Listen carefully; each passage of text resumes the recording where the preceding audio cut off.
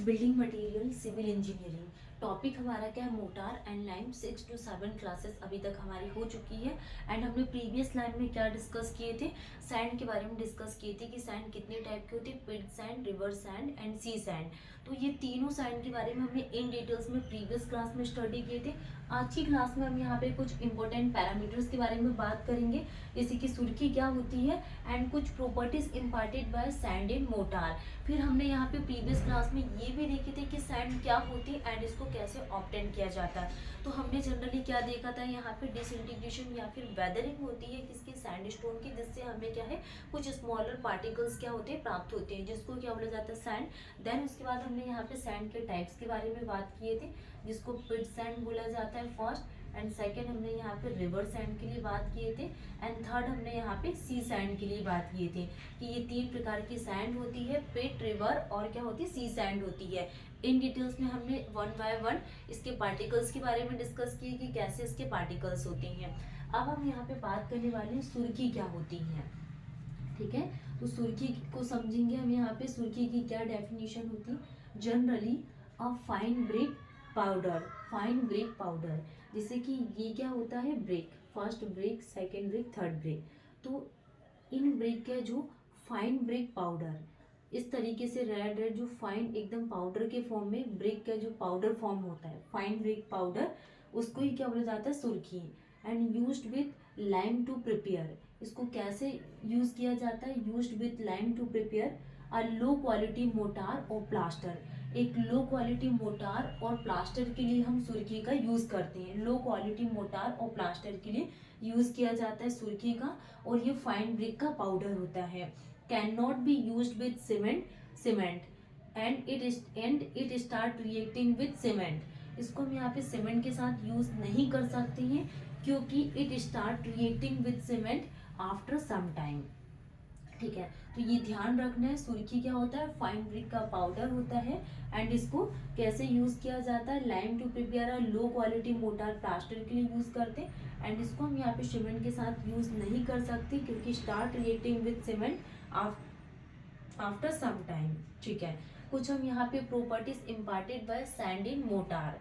तो ठीक है, तो फर्स्ट हम बात करने वाले हैं वल्किनेस। कुछ प्रॉपर्टीज है जो सैंड इन मोटार में इम्पार्टेड करेगी।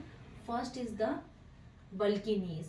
First is the Vulcanes and second is the surface area. Second is the surface area and third is the uniform second setting and fourth is the strength readjustment. तो Vulcanes की क्या definition होती है? It does not mean providing strength. ये जो Vulcanes का work होता है ये strength प्रोवाइड नहीं करती है, does not mean providing strength but help in increase volume of motor।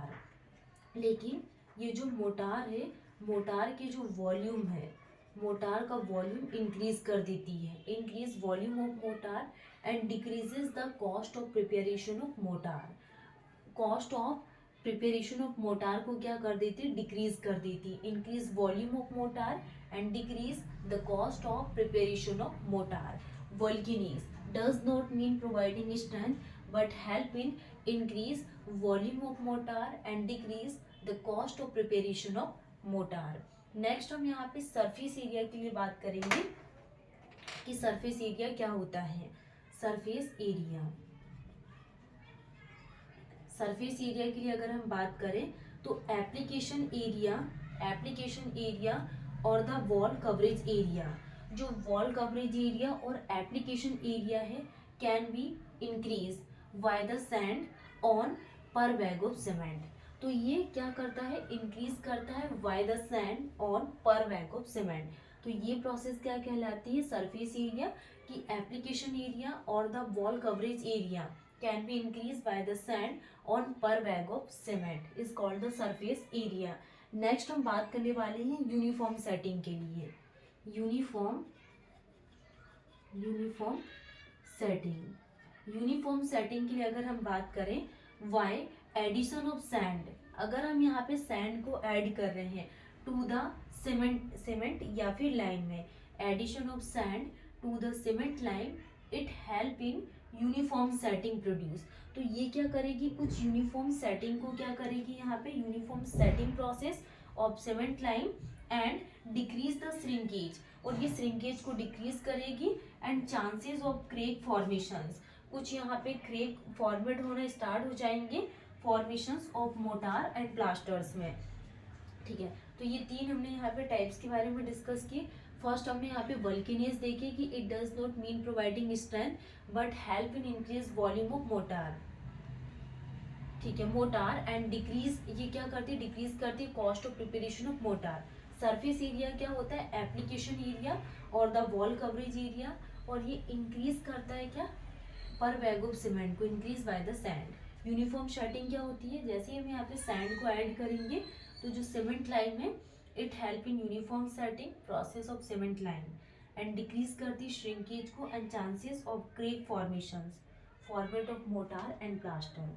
अब हम यहाँ पे स्ट्रेंथ रीएडजस्टमेंट की अगर हम बात करें तो वाई चेंजिंग द परसेंटेज या फिर प्रोपोर्शन ऑफ सैंड, सैंड की परसेंटेज या प्रोपोर्शंस में कुछ यहाँ पे चेंजेस कर रहे हैं इन मोटार फॉर डिफरेंट टाइप्स या purpose it strength can be adjusted. तो जो हम सीमेंट और सैंड, सीमेंट और सैंड का प्रोपोर्शन कितना लिया जाता है 1:3, तो ये क्या करेगा, good strength, this is the good strength. Cement और सैंड के लिए अगर हम बात करें 1:6, तो ये क्या है, lower strength. 1:3 good strength and 1:6 lower strength. तो ये सारे हमने टाइप्स के बारे में बात की। सुर्खी की ये फाइन ब्रिक पाउडर होता है, lime to prepare a low quality mortar plaster. ठीक, फिर हमने यहाँ पे कुछ properties imparted by sand in mortar, bulkiness, surface area, uniform setting and strength readjustment के बारे में बात की। बहुत इंपॉर्टेंट है, सीमेंट सैंड का रेशियो 1:3 गुड स्ट्रेंथ के लिए एंड 1:6 फॉर लोअर स्ट्रेंथ के लिए यूज किया जाता है। नेक्स्ट हम बात करने वाले हैं कि प्रॉपर्टीज ऑफ गुड एडल्टेरेंट, कि जो गुड एडल्टेरेंट होती है इसकी क्या प्रॉपर्टीज होती है। हमने एडल्टेरेंट के बारे में बात किए थे, ये क्या होता है, जैसे कि जो फाइन पार्टिकल्स रहते हैं, फाइन पार्टिकल्स जैसे सुर्खी वगैरह, इसको क्या बोला जाता है, एडल्टेरेंट। तो गुड एडल्टेरेंट की क्या क्या प्रॉपर्टीज होती है। फर्स्ट हम बात करें तो it should be free from vegetative या ऑर्गेनिक मैटर, ये वेजिटेटिव और ऑर्गेनिक मैटर से क्या होता है, फ्री फ्रॉम। तो गुड एडल्टेरेंट की प्रॉपर्टीज क्या है, free from vegetative, free from vegetative या फिर ऑर्गेनिक मैटर, वेजिटेटिव या ऑर्गेनिक मैटर से क्या रहता है, फ्री फ्रॉम होता है। तो it should be free from vegetative या organic matter, first point. Second हम बात करें तो 3 to 4% ऑफ क्ले कंटेंट, इसमें जो क्ले का कंटेंट रहता है, क्ले कंटेंट ये कितना रहता है, 3 to 4% clay content is permissible, 3 to 4% clay content is permissible. It should B chemically inert material, ये केमिकली इनर्ट मटेरियल होता है, means not reactive and inactive part of motor, मतलब कि मोटार में ये इनएक्टिव पार्ट है और नॉन रिएक्टिव पार्ट होता है। तो it should B chemically inert material means non reactive of inactive part of motor, inactive part of motor इसको बोला जाता है। It should be well graded means it should pass ISC BIS, तो ये क्या होता है, it must be well graded, it must be well graded, well graded इसका मतलब क्या होता है, means it should pass ISC कितनी यूज करते हैं, BIS 415 एंड नॉट पास, तो ये BIS 415 से तो पास हो जाता है। Well graded means it should pass ISC BIS 415 and not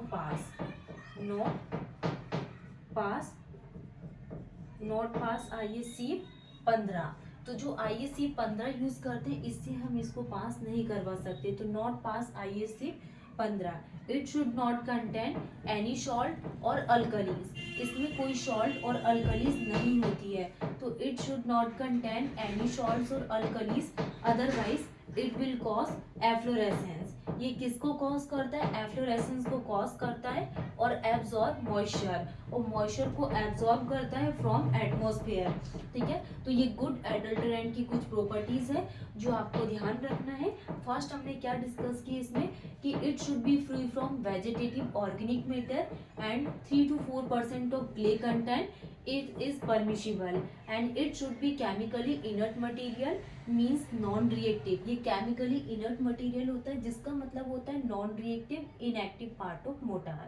फिर हमने कुछ बात किए थे कि it must be well graded means it should pass ISC BIS 415 and not pass ISC 15। ठीक है, it should not contain any salts or alkalis, otherwise it will cause efflorescence or absorb moisture from atmosphere।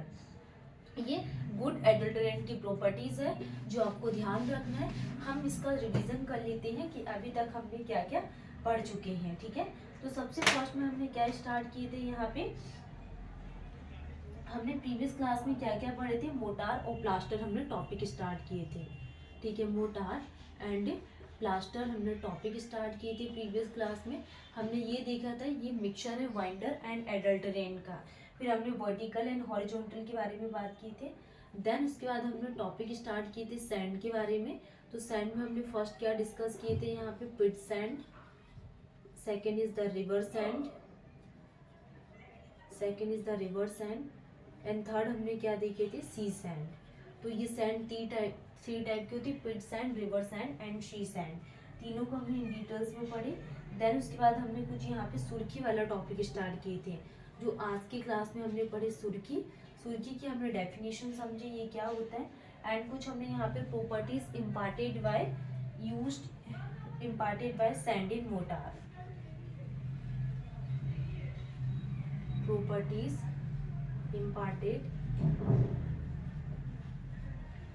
by sand in mortar। तो हमने इसमें क्या क्या देखा, first is the bulkiness and second is the surface area and third हमने uniform setting and fourth is the strength